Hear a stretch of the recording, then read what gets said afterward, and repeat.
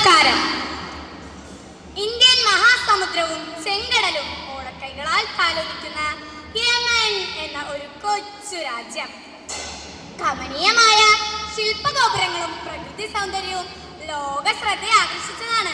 മാത്രമല്ല, ഇതിഹാസ ഗായകൻ സോളമന്റെ ഹൃദയേശ്വരിയുടെ ജന്മനാട്. അസുലഭ സൗഹൃദം അനുപമ ശ്രീ അതുതാൻ അറേബ്യൻ സ്വർഗഭൂമി. എന്നാൽ ഇന്നത്തെ യമൻ ഒരു അറേബ്യൻ സ്വർഗമല്ല. മത തീവ്രവാദികൾ നടപ്പിലാക്കുന്ന കാട്ടുനീതിയും ദാരിദ്ര്യവും കൊണ്ട് പൊറുതിമുട്ടുന്ന ജനത, അവർക്കിടയിൽ നിന്ന് സ്വയം മുന്നോട്ട് വന്ന് നിയമയുദ്ധത്തിൽ ചരിത്രം സൃഷ്ടിച്ച ഒരു കൊച്ചു പെൺകുട്ടിയുടെ കഥ. തീക്കടൽ താണ്ടിയ നുജൂദ. അന്ന് 2008 ഏപ്രിൽ 2 വെള്ളിയാഴ്ച. സ്ഥലം മധ്യമനിലെ സനാന ജില്ലാ കോടതി. അന്ന് ഉച്ചയോടെ കോടതി പിരിയുന്നത് കൊണ്ട് തന്നെ നല്ല തിരക്കുണ്ടായിരുന്നു. അപ്പോഴതാ കോടതി വരാന്തയിലൂടെ ഒരു കൊച്ചു പെൺകുട്ടി ബുർക്കായും പൊക്കി പിടിച്ചുകൊണ്ട് ധൃതിയിൽ വരുന്നു. ഒരു നിമിഷം പള്ളിയിൽ നിന്നും മുഹർ ബാങ്ക് വിളി മുഴങ്ങിയതായി പ്രഖ്യാപിച്ച് ജഡ്ജ് അബു സാഹിബ് ന്യായാസനം വിട്ടിറങ്ങവേ വാതിൽക്കലെത്തിയ ആ കൊച്ചു പെൺകുട്ടി കൈനീട്ടിക്കാരനോട് പറഞ്ഞു, സർ, എന്റെ സങ്കടം ഒന്ന് കേൾക്കണം. പറയൂ, മോൾക്ക് എന്താ വേണ്ടത്? അവൾ ചുറ്റും കണ്ണൊടിച്ചു. എനിക്ക് വിവാഹമോചനം വേണം. എന്ത്? നീ വിവാഹിതയാണെന്നോ? എത്ര വയസ്സായി? 10. എവിടെ വീട്? എന്താ പേര്? സനയിലാണെന്റെ ജന്മഗേഹം.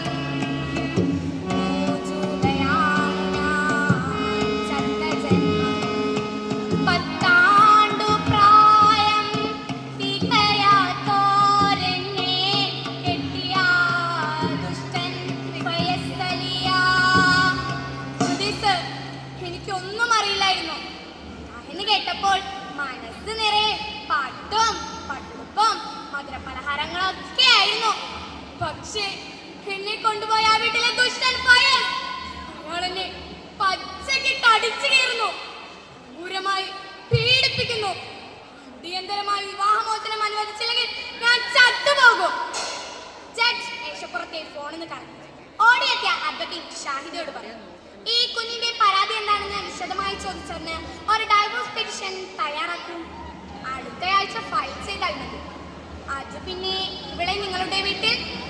ഓ, ചെയ്യാം സർ. വക്കീൽ പണിയോടൊപ്പം സാമൂഹ്യ നീതിക്ക് വേണ്ടി പോരാടുന്ന അഡ്വക്കേറ്റ് ഷാഹിദയോടൊപ്പം നുജൂദയും വീട്ടിലുണ്ട്. തന്റെ മക്കളോടൊപ്പം ഓടിക്കളിക്കുന്ന നുജൂദയെ അവർ വേദനയോടെ നോക്കി. തിളങ്ങുന്ന കണ്ണുകളും വട്ടമുഖവുമുള്ള ഒരു കൊച്ചു സുന്ദരിക്ക് നഷ്ടമായത് അവളുടെ വിദ്യാഭ്യാസവും ഒപ്പം തന്നെ ബാല്യവും.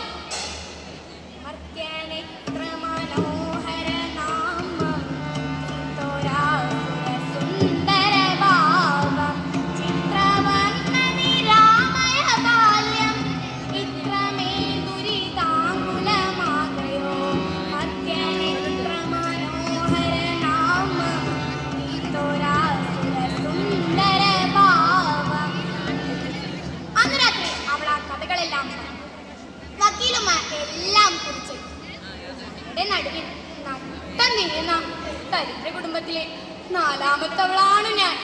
വേണ്ട വേണ്ടാന്ന് മുറവിളി കൂട്ടിയാലോ പട്ടിണിക്കാർക്ക് പടച്ചറപ്പ് മക്കളെ വാരിക്കോരി കൊടുക്കാത്രേ. അങ്ങനെ വേണ്ടാതെ ജനിച്ചവളാത്രേ ഞാൻ.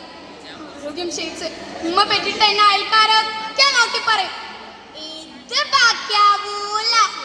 എന്നാൽ സങ്കടം കുടിക്കാൻ ഞാൻ ബാക്കിയായി. സാരല്ല നുജൂദ, ഉമ്മാക്ക് നിക്കാഹിന് സമ്മതായിരുന്നോ? പെണ്ണിന്റെ സമ്മതം ആർക്ക് വേണം? മൂത്തേച്ചി ജലീലയുടെ പുയ്യാപ്പിള ഓളെയും 2 മക്കളെയും കൂട്ടി ഒരാഴ്ച വീട്ടിൽ താമസിച്ചു. ഒരു രാവിലെ എണീച്ചു നോക്കിയപ്പോ ഓനെ കാണാനല്ല. 2ാമത്തേച്ചി സുൽഫത്തിനെയും കൂട്ടി ആ സ്ഥലം വിട്ടിരിക്കണോ. പണിക്കാരോട് പറഞ്ഞപ്പോ ഓര് പറയാ, ഓ, സുൽഫത്ത് കഴിച്ചതിന് നമ്മക്ക് എന്ത് ചെയ്യാനാന്ന്. ഇത് മാത്രം, ആ ദുഷ്ടൻ ഇടയ്ക്കിടയ്ക്ക് വന്ന് എന്തോ കടലാസിൽ ഒപ്പിടാൻ പറഞ്ഞ താത്തേനെ അടിക്കും, നിർബന്ധിക്കും. പാവം ജമീല കണ്ണീരൊടിക്കാനേ നേരില്ല. അല്ല വക്കീലേ, ഞാനൊന്ന് ചോദിച്ചോട്ടെ, പെണ്ണായി ജനിച്ചത് കൊണ്ട് കരഞ്ഞോ കണ്ണീരിനു പെണ്ണെന്നോതിയതേതൊരു മൗലവിയോ കൽവിൽ കനലാണെന്നാലും പെണ്ണിന് കിനാക്കളുണ്ടാകട്ടെ. പാപ്പ വന്നപ്പോ ഉമ്മാനോട് പറയുന്നത് കേട്ടു, ഫൗസിയ നമ്മടെ നുജൂദാക്ക് നിക്കാഹ്. ഹേ, ഞാൻ സമ്മതിക്കൂല. കളിച്ചു നടക്കണ പ്രായത്തിൽ നിക്കാഹോ? അന്റെ സമ്മതം ചോദിച്ചില്ലാന്ന്. ആ കള്ള ഹിമാറ് ഉമറുദ്ദീൻ സുൽഫത്തിനെയും ഇവിടെ കൊണ്ടിട്ട് ഇവളെയും കൊണ്ട് പോവില്ലാന്ന് ഉറപ്പുണ്ടോ? ഉറപ്പുണ്ടോന്ന് ഒന്ന് മനസ്സിലാക്ക്. തുച്ഛം കൊണ്ട് എത്ര വയറാ പോച്ച. ഒരു വയറൊഴിഞ്ഞ ഇത്രയായില്ലേ? മോനെ പഠിപ്പിക്കണ്ടേ? മോക്ക് അവിടെ പട്ടിണി അടക്കേണ്ട ഒന്നും വരില്ല.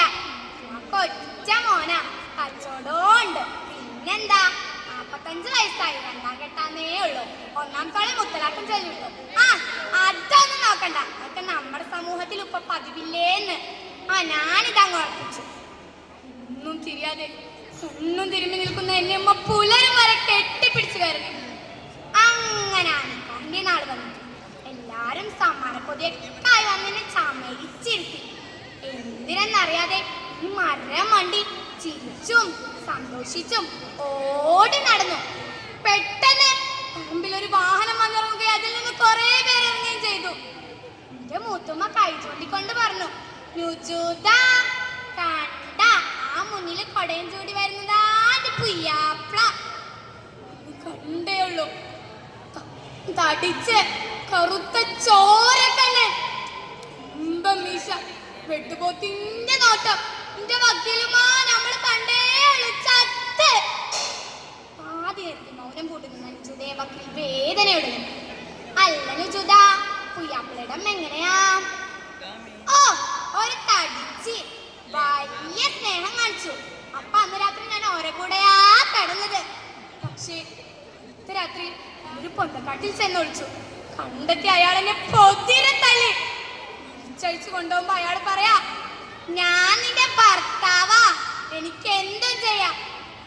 സങ്കടം ആരോടാ പറയാ വക്കീലെ? അന്ന് രാത്രി ഓന്റെ മോനോട് പറയണ്ടായിരുന്നു, ഓളോളുടെ വീട്ടിൽ കൊണ്ടാക്ക്, വല്ല കടുങ്കയും ചെയ്താൽ നമ്മൾ കൊടുങ്ങും. ഇതിന് രാത്രി എന്റെ വീട്ടിൽ കൊണ്ടാക്കി. പക്ഷേ പെറ്റുമാനി വാക്കുകൾ കേട്ട് ഹൃദയം നുറുങ്ങി.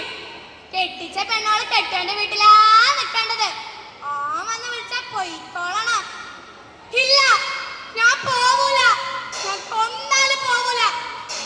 പിറ്റേ ദിവസം advocate Shahida divorce petition file ചെയ്തു. കേസിന്റെ 1ാം പ്രതി നുജൂദയുടെ വാപ്പയും 2ാം പ്രതി ഭർത്താവും. കേസിന്റെ മെറിറ്റിൽ കണ്ണോടിച്ചതിനു ശേഷം ജഡ്ജ് അബു സാഹിബ് അഭിപ്രായപ്പെട്ടു, 10 ആണ്ടു പ്രായം തികയാത്ത പെണ്ണിവൾ സത്യത്തിൽ നാട് ലജിച്ചു നിൽക്കണം, നാടറിഞ്ഞിടണം മറ്റൊരു ശൈശവം, നാളെ ഇതേ വിധം പിന്നിടലാം. പക്ഷേ